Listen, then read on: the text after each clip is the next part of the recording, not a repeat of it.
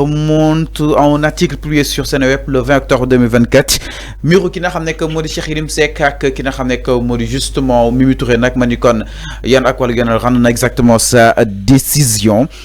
Article boobu nag ñu ngi doon intitulé exactement les mesquineries du trio Diomaye Sonko Mimi contre Macky Sall.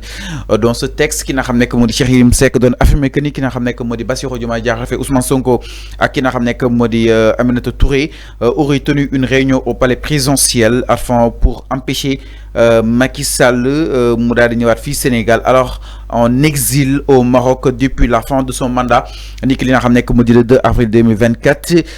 Le journaliste allait plus loin, suggérant que la ministre des Affaires étrangères Yacine Fall mènerait la vie dure à Macky Sall et serait influencée par Aminata Touré dans cette posture. Madame moom Cheikh Yérim Seck waxoon que ni Aminata Touré Bassirou Diomaye Diakhar ak ki nga xam ne moo di Ousmane Sonko nekkoon nañ foofu daanu pare doon waxtaan Macky Sall pour daal di koy empêcher daa ñëwaat fii si réew mi.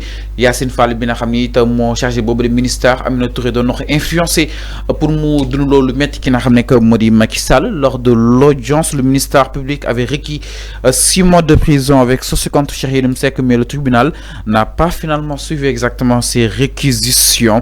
Mu daal di relaxé pur et simple ki nga xam ne que mu di le journal Cheikh Yérim Seck par rapport ak wàllu wu mais alors enfin naka na daal di jàngatee justement cette décision bi nga xam ni itam rendre nañ ko en faveur justement de Cheikh Yérim Seck, gagnant ainsi son procès avec Mimi Touré. À l'époque doon na wax ni que ni Cheikh Yérim Seck mënul indi benn preuve sa la na xam ni itam ñal na wàllu wu nu mel mais tey dañoo gis ni dafa am dëgg. C'est un habitué de la diffamation. mais dafa am dëgg. non du dëgg la am. waaw lu mu am. tribunal bi moo sonn di tëj Cheikh Yérim Seck ci diffamation moo jox ma wax la information bi justice ci boppam moo sonn di tëj Cheikh Yérim Seck ci diffamation dañoo sonn du leneen lu mu wax ni les gens vont te dire que jarul tëj kaso c'est ce que le juge a dit waa ji daal lu mu wax nii boo ko tëjee kaso da nga koy sonal. dafa ne une réunion s'est tenue au palais c'est ce qu'il a dit une réunion s'est tenue au palais pour empêcher le retour de Macky Sall au pays. mais loolu. justice du sonn. mais Alpha justice bi sonn fan la Alpha tamit. diffamation c'est un délit de presse. non Alpha nag. non ma ñëw déglu ma rek tey am na dëgg quand même. non. il a été libéré purement et simplement relaxé avant. amul dëgg pour nga xam ni amul dëgg. il n'a jamais brandi une preuve mais xamal lu tax ñu bàyyi ko. le délit de presse la diffamation bii nii. c'est pas forcé loi waxul ni que dañ ko war a tëj kaso. mais da nga ko condamné woon avec sursis. voilà su nekkee amul dëgg wala su nekkee dafa diffamé. voilà avec sursis da nga koy condamné à fond condamnation la. kaso ñàkk kaso ñoo yem. d'accord avec sursis. ñu mujjee ci relaxé ko mu dem. parce que waa ji il a beaucoup de dossiers en diffamation yeneen ñi sa jeexul. donc tëj Cheikh Yérim Seck tëju ko ci diffamation. c'est pas une information. c'est un habitué des faits. ce n'est même pas une information. Alpha yow da nga jàppoon jusqu'à l'extinction du soleil. Cheikh Yérim n'arrivera jamais justement à brandir une preuve amul. une réunion qui s'est tenue au palais. te Mimi Touré influencé. mais en tant que journaliste, et regardez écoute déglul Cheikh Yérim Seck lu mu wax. une réunion s'est tenue au palais présidentiel. te Mimi Touré bokk fa. Yacine Fall qui est la ministre chargée des affaires étrangères. mu bokk fa. Diomaye qui est le président de la République mu bokk fa. Ousmane Sonko qui est le premier ministre et l'actionnaire du gouvernement mu bokk fa.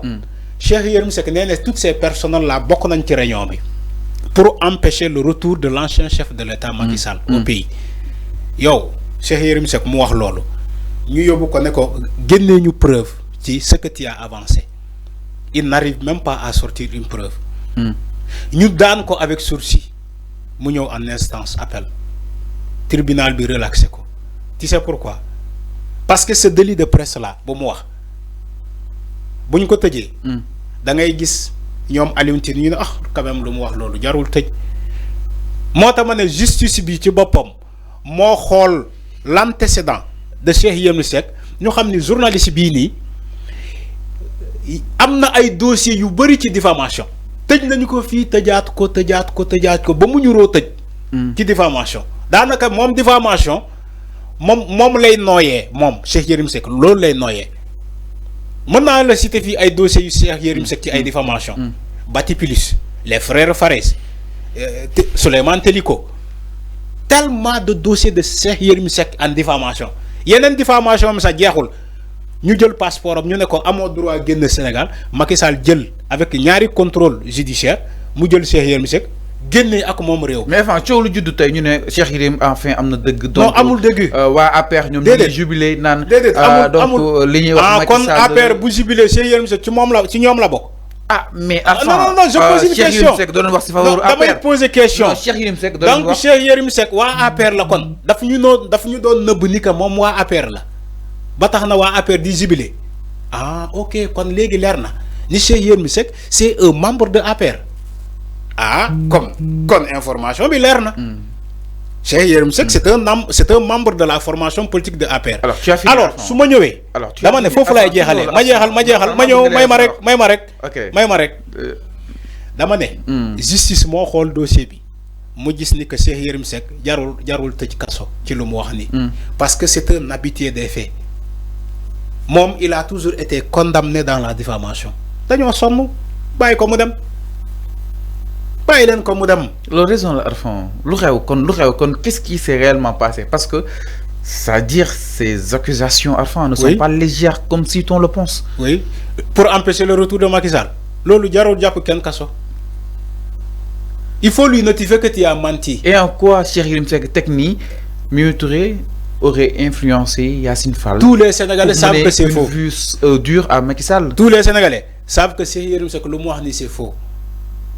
Moi justice jarul mu japp man la wax man personnellement je dis que Cheikh Yérim Seck lu mu wax lolu jarul japp kasso jarul ko yobbu jarul ñu ko yobbu kasso il faut lui notifier que nit a menti mais dañ lay bàyyi quand même nga dem prochaine fois gis nga justice donc relaxer pur et simple. waaw gis nga lu mu ko relaxer may ma rek gis nga luñ ko relaxer ni ñu ngi koy xaar ci benen dossier justice ni lay doxé da lay observer rek.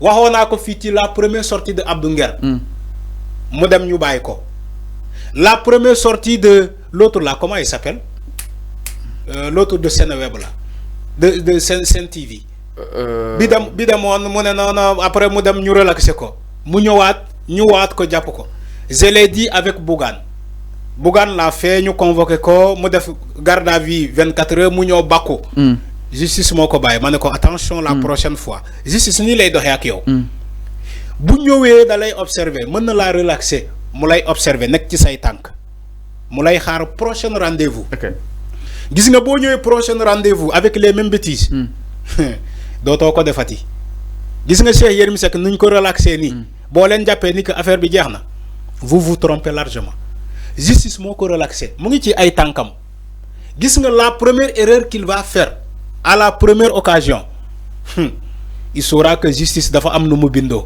te Cheikh Yérim Seck mo la gëna xam justice il a toujours été condamné pour diffamation ñi dañoo sonn la justice lui notifie que tu as menti ce que tu as dit là c'est pas vrai mais quand même on va te relaxer alors parce que gisuñu fi japp bàyyi la ñu dem mais ñu ngi lay xaar prochaine fois yo demal rek demal man personnellement xam na dugguleet Cheikh Yérim Seck non dugguleet waaw avant tey comme juste comme da nga jàpp ne dañoo sonn si moom ak ay diffamation non même man yow diffamation sur diffamation mais da nga jàpp ne li mu wax Mimi Touré nii mënu see génnee gis nga Cheikh Yérim Seck diffamation sur diffamation lay def diffamation sur diffamation lay def diffamation la amaana sax Yacine Fall moo ne man duma ko porter plainte jarul porter plainte mais bu amone plainte duñ ko relaxer de.